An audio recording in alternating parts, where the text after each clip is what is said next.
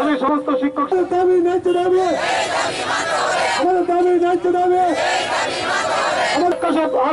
কার সাথে করে তো জবাব চাই, জবাব দাও। আমাদের শিক্ষক শিক্ষিকাদের উপর আক্রমণ করেছে করে সে আক্রমণের জবাব চাই, জবাব দাও। সারা রাজ্য সারা দেশ দেখেছে যে আমরা শিক্ষকরা 10 বছর চাকরি করেছি, আমরা কি সুশৃঙ্খল পদ্ধতিতে এবং গণতান্ত্রিক পদ্ধতিতে বসেছিলাম সেখানে সিটি সেন্টারের সামনে গণ অবস্থানে। কিন্তু গত 27শে জানুয়ারি ভোর 5টার সময় আমাদের টেন্ট ভেঙে দেওয়া হলো।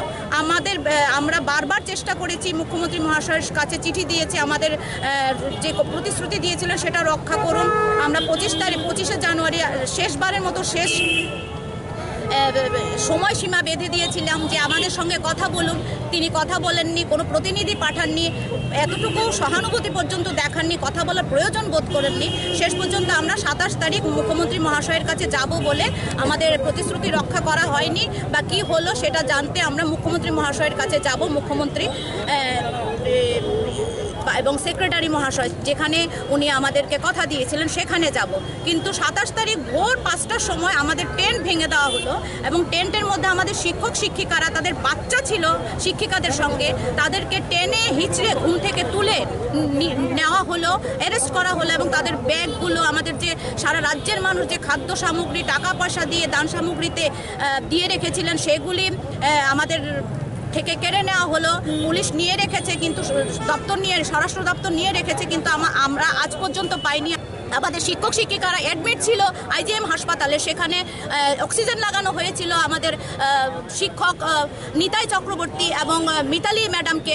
কিন্তু মাননীয় বিধায়ক একজন, উনি ডাক্তারও বর্তমান সরকারের, উনি গেছেন, সেখানে গিয়ে বলেছেন যে এদেরকে কেন এখানে রাখা হয়েছে, অক্সিজেন খোলো, এদেরকে ছুটি দেওয়া হোক, এমন কিছু হয়নি।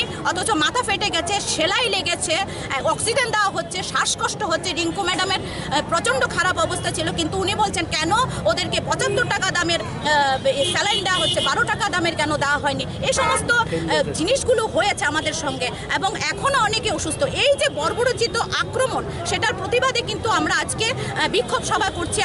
কারণ সারা রাজ্যের মানুষ এই যে আমাদের উপর যে আক্রমণ হয়েছে বর্বরোচিত, এবং সরকারের যে একটা স্বৈরাচারী রূপ, সেটা সারা রাজ্য সারা দেশ দেখেছে।